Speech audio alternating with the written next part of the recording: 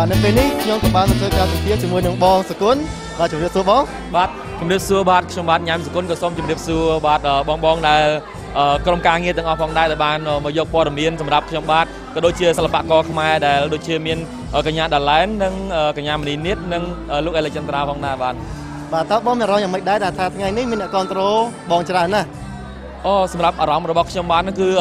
រីករាយរំភើបមែនទែនពីព្រោះថានៅពេលដែលខ្ញុំបានមកសម្ដែងនៅប្រទេសអូស្ត្រាលីហើយទទួលបាននៅការចូលរួមនិងការគាំទ្រលើកស្ទួយនៅសិល្បៈវប្បធម៌ខ្មែររបស់យើងអំពីសំណាក់បងប្អូនដែលរស់នៅប្រទេសអូស្ត្រាលីនេះតតែម្ដងជាពិសេសនេះគឺរដ្ឋ Melbourne បាទគឺខ្ញុំរំភើបចិត្តណាស់ពីព្រោះថាការដែលគាត់គាំទ្រគាត់ចូលរួមច្រើននេះគឺជាកម្លាំងចិត្តរបស់ខ្ញុំបាទក៏ដូចជាសិល្បករផ្សេងផងដែរបាទបងបានសម្ដែងនៅ Melbourne, Adelaide និង Sydney អញ្ចឹងបងតើបងគិតថា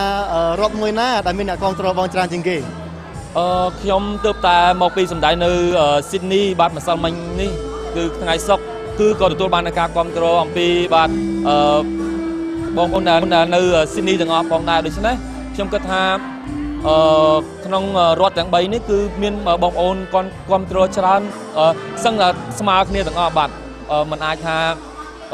រដ្ឋណាគឺទទួលបានច្រើនជាងរដ្ឋណាទេបាទយើងក៏ចង់សួរបងថាបងមិនប្រកាន់ទេខ្ញុំសូមសួរថាតើឆ្នាំនេះបងមានអាយុប្រហែលហើយបាទសម្រាប់ខ្ញុំបាទនោះគឺឆ្នាំនេះគឺមិនលាក់លៀមទេបាទពីព្រោះថាខ្ញុំបានចូលឆ្នាំជាមួយនឹងបងប្អូននៅអូស្ត្រាលីនេះដែរអត់កិច្ចទេបាទ28ឆ្នាំហើយបាទចុះបងមានបងប្អូនប្រហែលអ្នកដែរបងសម្រាប់ខ្ញុំនោះគឺមានបងប្អូន5នាក់ខ្ញុំជាកូនបន្ទាប់ពៅបាទបងប្អូនស្រីខ្ញុំមួយទៀតគឺគាត់បានអនិច្ចកម្មមកទៅហើយបាទសូមទោសផងបងបងអូននៅខេត្តណាដែរនៅស្រុកខ្មែរបាទសម្រាប់ខ្ញុំគឺខ្ញុំបានរស់នៅទីក្រុងភ្នំពេញបាទតំបន់ណាដែរបាទសម្រាប់ខ្ញុំកើតនោះគឺកើតនឹងអាស័យដ្ឋានពីមុនរហូតដល់ឥឡូវគឺនៅភ្នំពេញតតែម្ដងនៅម្ដងផ្សារចាស់បាទអូននៅក្នុងចូលតារាក្នុងតារាភពតារាប្រហែលឆ្នាំមកហើយខ្ញុំបានចាប់អាជីពជាតារានេះគឺបានរយៈពេល7ឆ្នាំមកហើយតាំងពីឆ្នាំ2000បាទ2002បាទឆ្នាំ2002បាទតើបងបានចូលខ្លាចជាតារានឹងដើម្បីឡើងរបៀបណាដែរបងខ្ញុំបានចាប់អាជីពជាតារានឹងក៏បានឈានជើងចូលប្រឡូកក្នុងវិស័យសិល្បៈនេះគឺដោយសារតែខ្ញុំបានប្រឡងនៅកម្មវិធី Crazy Boy and Girl នៅពេលនោះបងបានចុះលេខប្រហែលដែរ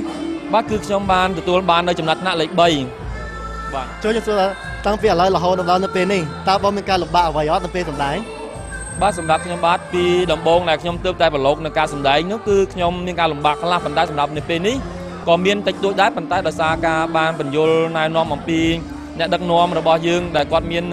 សមត្ថភាពពងពោះដែលគាត់អាចបញ្យលយើងថាត្រូវធ្វើអញ្ចេះទៅគឺខ្ញុំមានការងាយស្រួលពីព្រោះថាអ្នកដឹកនាំទាំងអស់គឺគាត់តែងតែគាំទ្រខ្ញុំលើកស្ទួយខ្ញុំដើម្បីថាសរុបរួមទៅគឺវិស័យសិល្បៈខ្មែរកុំស្កើនបាទខ្ញុំចង់សួរបងបាន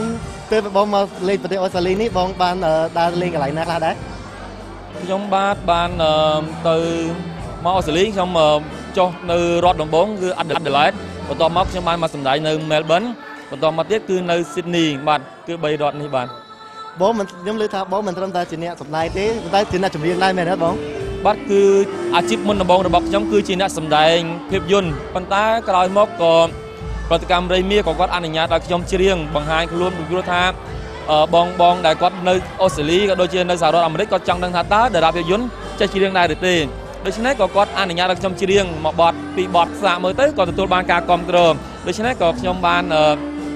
ច្រៀងនៅក្នុងប្រតិកម្មរៃមាសបាទតើបទដែលធ្វើឲ្យបងល្បីនោះគឺមានចំណេញជាងអ្វីដែរបទដែលខ្ញុំសម្ដែង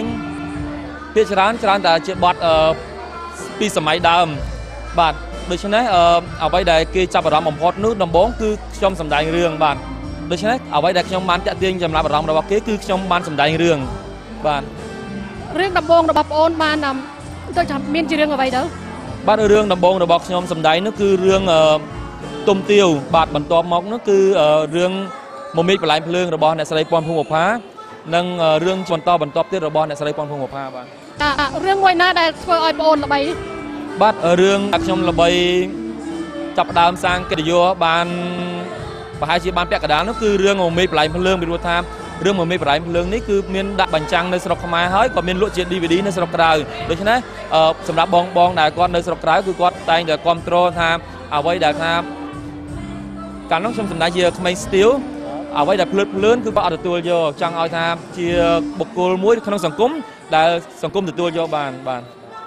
ខ្ញុំសូមអរគុណបងដោយសារតែពេលវេលារបស់យើងមានកំណត់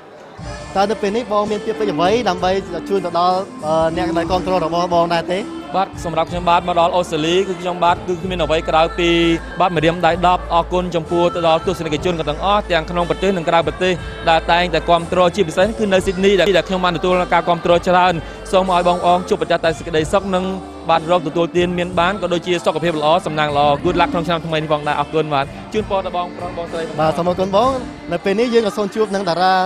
ចម្រៀងរបស់រៃមានជាតារាចុងក្រោយតើបងគាត់ឈ្មោះអីដែរបងបាទគាត់ឈ្មោះដាឡែនបាទ Charlie ដាឡែនបាទនៅពេលនេះយើងសូមជួបគាត់ទាំងអស់គ្នាបាទ